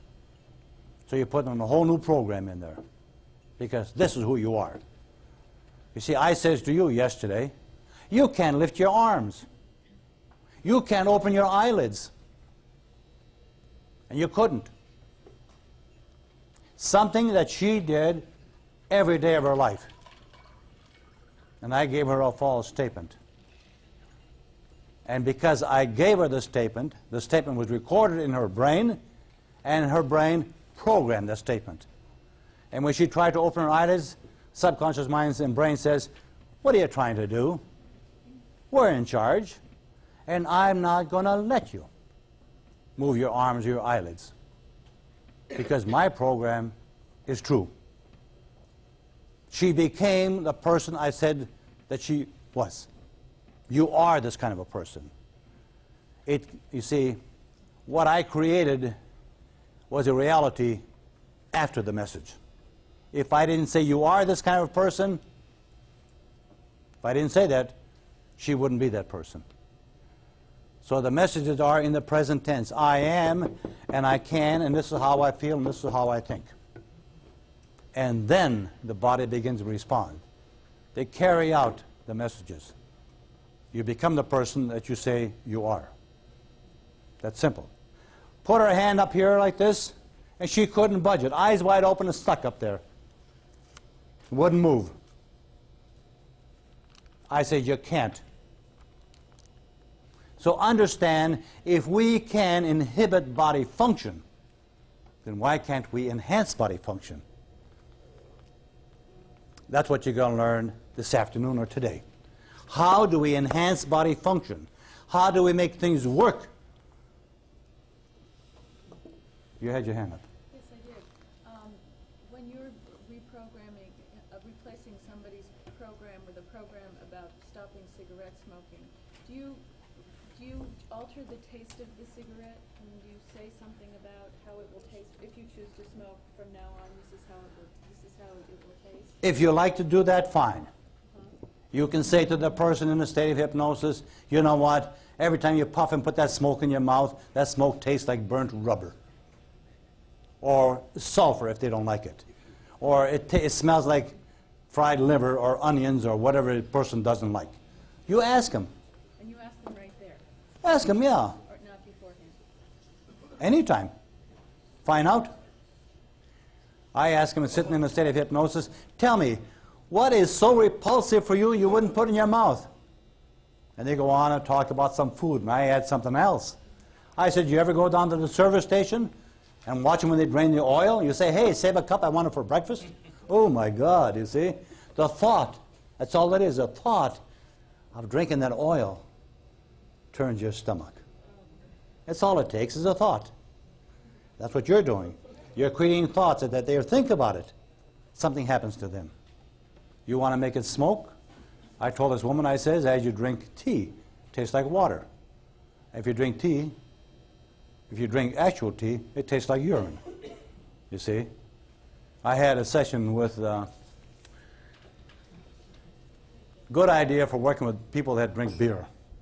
They want to quit drinking beer. Beer is their biggest problem. And I said, I don't know, but when I was in Milwaukee, and I was going to school there, I said, in the summertime, I worked at the breweries. Lots of them there. I said, and in case you don't know how they make this beer, I said, they got this great big copper vats that stand way up, like 3 stories high. They throw in all the ingredients. They throw in all the yeast, they throw in the hops, and they throw in all the other stuff in there. Then they got that great big tin that goes around like a big stirrer, stirs around. Then they add the water into it and the whole thing. And they're making all this beer. It ferments. I said, you know what they mean by fermenting? I said, when they throw all this stuff in, I says, and they throw the yeast in, the yeast is cultured bacteria. And what the cultured bacteria does, it eats up all of this hops and it craps it out. And then it starts to ferment. That's what it is. I said, we used to call that, people drinking beer, I said, like hogs at the trough. And then I said, they have to test it to make sure it's fermented just right and ready for to siphon it and clear it and so forth. See? You can do this for Pepsi and for Coke if you like. And I said, I watched this guy climb this big ladder all the way up, and he walks along that gangplank across over there, and he opens up the cover in this great big vat.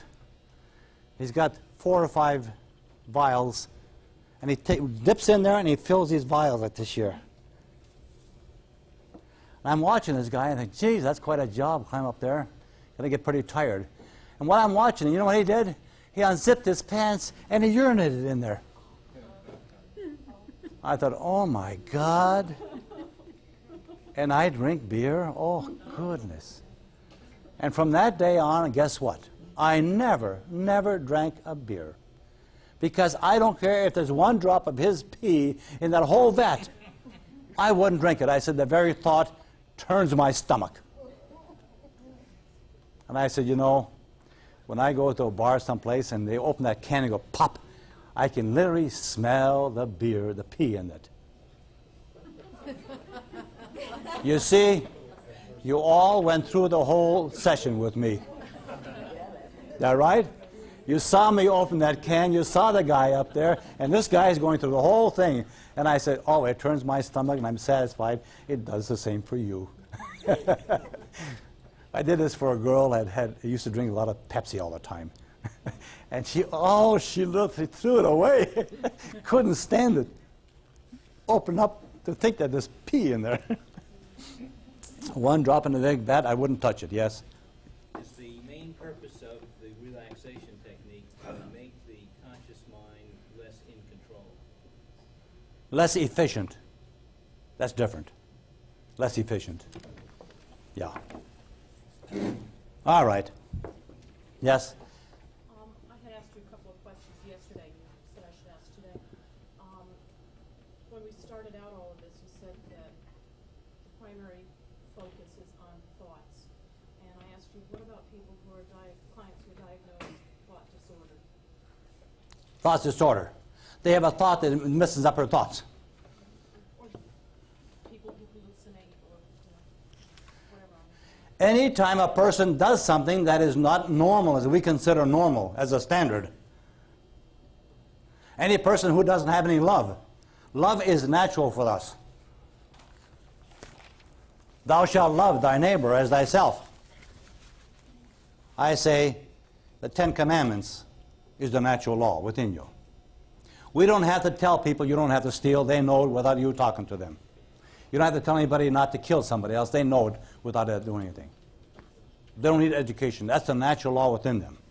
And your subconscious mind is programmed to carry out survival and to fulfill the natural law. Anytime you lose love, you have an intervening thought. Anytime you can't think straight, you see, we're all born only equal in our mind. That's all. We're not equal in our body. All men are not created equal. We come in different sizes, we come in different packages, and we come in different colors. That's our body. But our mind is always there. Unless we have something at the very onset that destroys, we can have a malfunction because, you see, because we're not perfect. We're only an image of God. We're not Him, or her if you want to call it. We create cells that aren't perfect cells. So anytime you have a person who does not respond as we consider the norm, there has to be either a physical thing that's wrong or primarily a mental thing. Usually it's the mental. So if they have something, then they have an intervening thought that makes them do something different. So what you have to do is find the book that represents. You said, they got a problem? Hey, that's easy. Identify that problem and throw the problem away. I'll tell you what, I can't say how successful you're going to be because you're going to end up with such success that you're going to say, why doesn't everybody do this? It's amazing. Now, let you in on something else. Why do we have two sides of the brain? Why not just one brain? Anybody want to tell me why we got two sides? Process information differently. Well, kind of so, yeah. You see, one side and the other side, they're programmed to do certain things. Well, why not just make one and the different parts handle it? You see, you got one brain divided in half. And those two pieces are joined by a bundle of nerves called corpus callosum. It's a bundle of twisted nerves about 4 inches, and they're all twisted, and they join the two together. Most people have that. I don't. I got two brains. That's right. But that corpus callosum joins the two together. So one Sunday morning in church, I talked to God and asked Him why. And He says, because if one side doesn't work just right, the other side's a backup.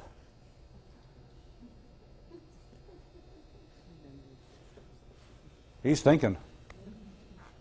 He didn't tell me that, I'm just kidding you. But you see, we got two sides, and you got a backup system. You got these people today flying around the earth They got a primary system, they got a backup system, they got a backup system, they got a backup system. I think God is smarter than them, so I'm satisfied He gave us a backup system and a backup system. So when people say, you know what, I can't read just right, I'm dyslexic. So I said, okay, young lady, let's see if we can fix that. So in hypnosis, I said, hey, brain, you messed it up. You kicked in the backup system for reading before the first primary system had an opportunity to develop. Shut down that backup system and develop the primary system. Her problem was gone. How ridiculous. You see, did a little thinking about this. You see, God wasn't so stupid not to give us a backup system. He gave us 2 lungs and 2 arms. Why not 1 lung? You see? Sometimes the primary system doesn't work. You say, hey, shut down the primary system, kick in the backup system.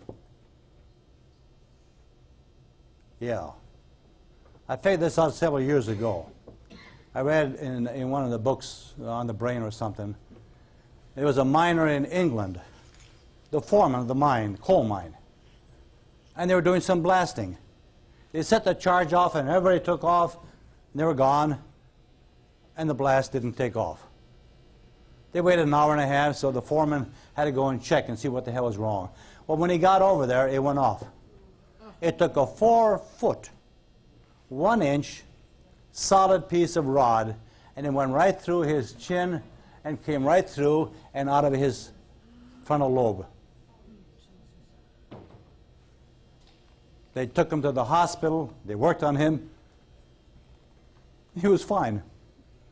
Had a little problem talking because part of his tongue is gone. Had a problem breathing, his nose, because that was gone. He didn't have any problem doing everything he did before. The whole frontal lobe just blown up in the sky. I thought, wait a while. If that's gone, then that used to control something. What is controlling it now? Hey, the backup system kicked in. Or something else got together, and they all talked to one another and says, hey, let's handle this a different way. And he lived for a couple of years after that, never had a problem, but if he got angry, and we're talking about emotion, he got violently angry and got into a fight. So they never put him back as a foreman. And he got teed off about this. So he's in a bar room one time, and they're teasing him. Well, you can't be in, you know. And they got into a fight, and somebody took a bottle of beer, hit him over the head, and killed him. The steel bar couldn't do it, but a bottle of beer did. Can you imagine that? All right. So you see, if he could do that, and there's a lot of other operations that they do now, and they begin to figure out, hey, just recently in a magazine, they just begin to find out that the brain cells, the neurons, are beginning to develop new dendrites, which are hair-like fibers, and we'll get to that after a while. And they never thought they could do that. Your brain doesn't weigh 4 pounds. The whole brain. Each neuron, each cell, has a bunch or a number of hair-like fibers called dendrites. Tiny, tiny, tiny, tiny little fibers. And if you were to take all the fibers in your brain, the hair-like dendrites, and lay them end to end, how far would it go? 1.5 times around the earth. What are you talking about? Just a hair in there goes that far? Yeah. I didn't measure, but somebody did. How amazing can our body get? If you were to add and lay end to end all of the immune system cells that you build in a normal lifetime, those immune system cells, tiny microscopic cells, you lay them end to end in a normal lifetime, it goes from here to the moon 7.5 times. Wow. And we start talking about how much blood you circulate in your lifetime. thousands and thousands and thousands of gallons. This body is so complex and yet so simple. That's why I says to you, you tell the brain what to do. Never tell the brain how to do it, because you're never going to know how to do it. If you took 300 scientists and they started to map the surface of your brain, that means all of the surface, all the channels and everything else. 300 scientists working 24 hours a day would take them 350 years just to map the surface of your brain. Complex, you bet. Simple. Tell it what to do and it gets it done. All right. You had a question. Yes, going back to depression. Going back to depression. Okay, That's back in 32. Yeah, I understand. It's back in the conversation about it. All right. You see how different we are now? Yeah. She's talking about one thing and I'm thinking about something else. Yeah, that's great. That's before your time, but go ahead. I'm glad it was. We had taken the person to a place where they're throwing out the depression book. Yeah. And they're finding the new book on the lower shelf.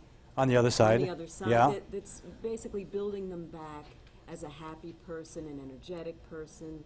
Now, we have the Prozac problem. I had never heard about the Prozac. What is that? Well, let's just say the person's on Prozac right now. All right. Okay, and that they've come to believe imbalance, and they're taking the Prozac. So they still have the belief that they need the Prozac in order not to be depressed. How You do tell them to go back and see the doctor. Question is, if you're depressed and you're on drugs, you're taking Prozac, once we establish and put back the body back in balance, depression, you see, one of the things you're going to do after a while, we're going to talk about it again, is telling the brain to balance his body off with the necessary chemicals. And I'll show you how we do that when we talk about the immune system. All right? If you don't need the medication, you don't tell them not to take it. I do sometimes, but don't you do that. You say, go back to see your physician and see and tell him that you feel real good, and when you take the medication, it has a side effect of making you feel a bit lethargic or something. And you say, oh, okay, let the doctor decide. Okay, let's reduce the amount of medication and let the doctor monitor it, you see? But you send them back to that physician. You call that physician, say, hey, I worked with this person and this is what I've done, but I'm not going to tell them what to do. I'm not going to step on your toes. Send them back where it came from. You see? Then if you're successful in doing that and he's got another problem, you got another patient. Okay? Maybe. All right. We'll talk about the immune system now. Your immune system comes in different classes. There are all kinds of immune system cells. They're identified differently, and they perform different functions. Primarily what they're supposed to do is attack invaders from without. Virus, bacteria, germs that come from without into the body. Primarily you have what we call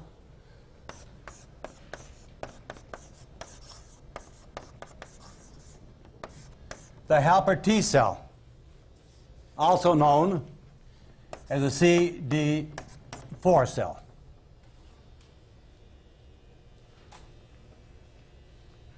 Then you have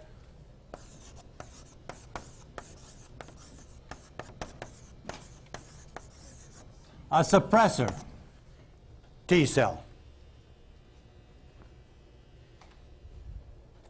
And then you have macrophages.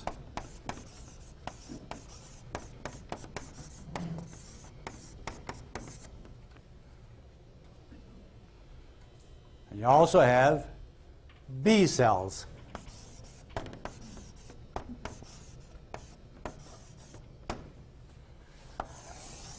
primary, your first line of defense. They're called other things.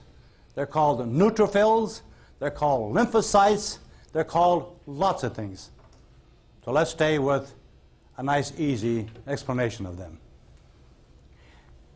That's your primary system that patrols your body looking for the invader. And they're the first ones to encounter the invader.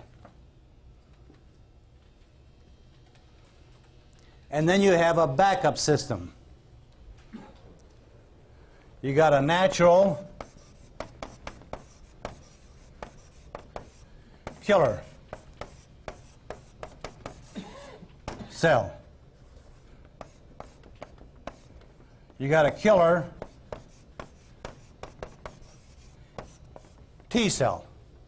They're called T cells because these cells, after they leave the bone marrow, they go into the thymus, where they become educated and matured. Now, who the hell educates them, huh? That's why they're called T cells. They go into the thymus and then they come out. And then you got what is known as the phagocytes.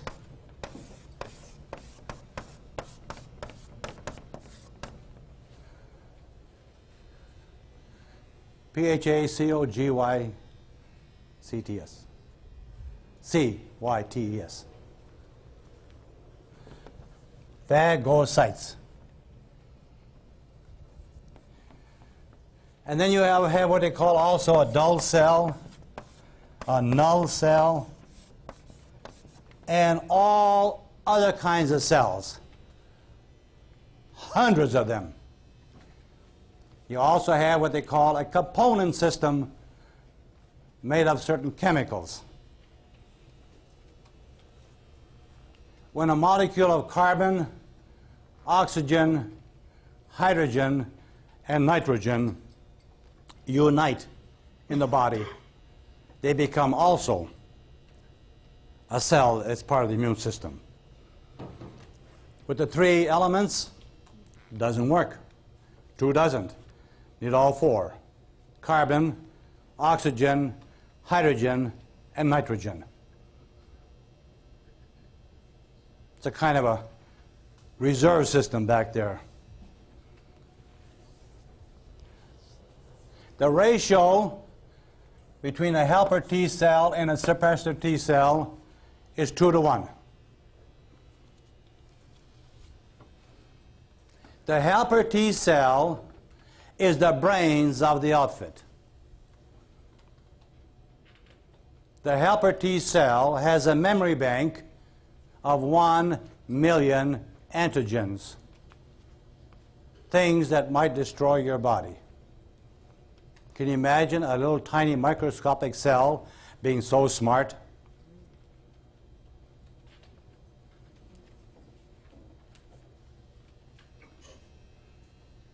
All right. So you got the primary, and then you got the backup system. Yes? What's the ratio again? It's on the board, 2-to-1.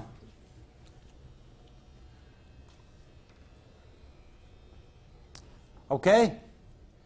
Now, let's get a little scenario. The body is invaded by some bacteria, some virus, or some germ or something. If the system doesn't know what it is, it has to be identified. So let's say that the macrophage, a lumbering worm-like cell, lazy, sloppy, encounters the invader first.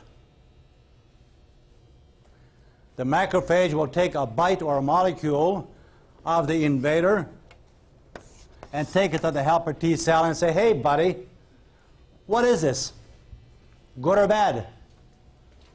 The helper T cell says, it's bad. If it's good, nothing happens. If it is something that has to be destroyed, the helper T cell discharges a biochemical substance into the body.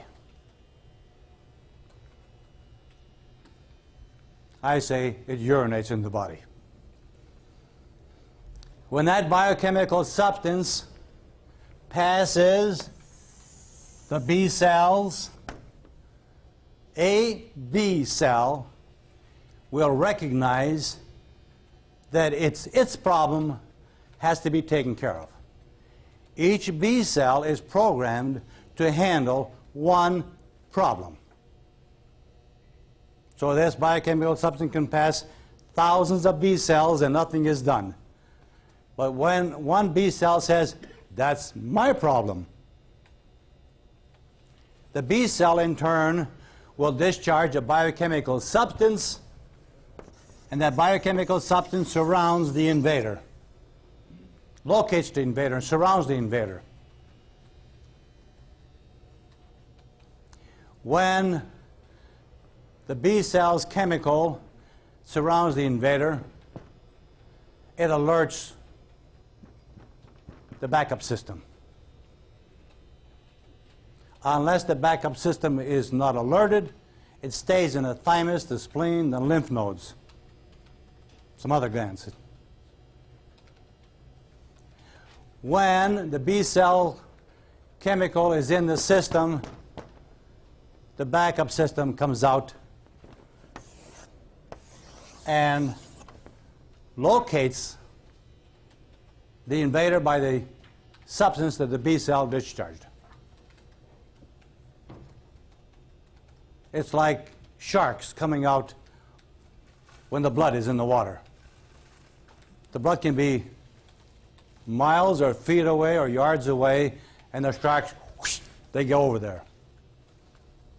And they attack the invader. When the invader has been destroyed, the suppressor T cell discharges a biochemical substance, and it tells the backup system, go back home until we call you again. You see, the cells have intelligence.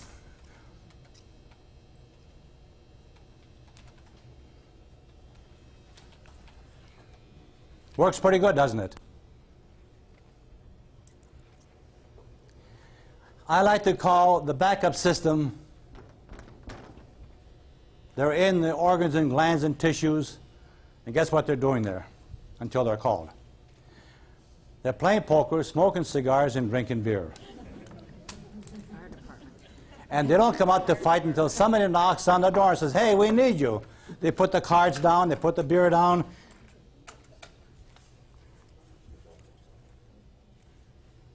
And they come out to fight. When the fight's over, they go back and play the game again. And they're there until they're called again. If they're never called, they never come out to fight. Understand that. If they're never called, they never come out to fight. And in most cases, the primary system isn't strong enough to handle the problem. Why don't they come out to fight? Because, you see, a person gets upset, frustrated, stressed. Stress is an immunosuppressant. It makes these guys lazy.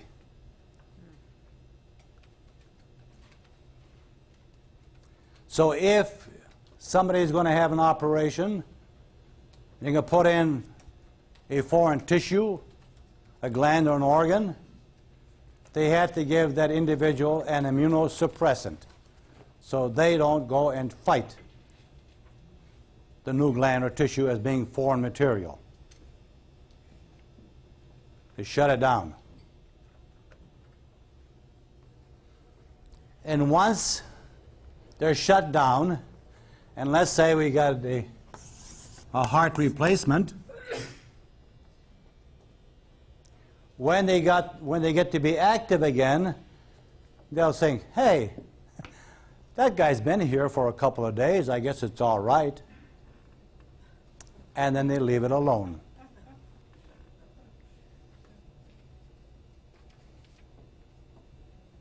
Just so I can make sure I'm following this, you say that the B cells, once they release that substance, places the backup system on alert, but they... It calls them out.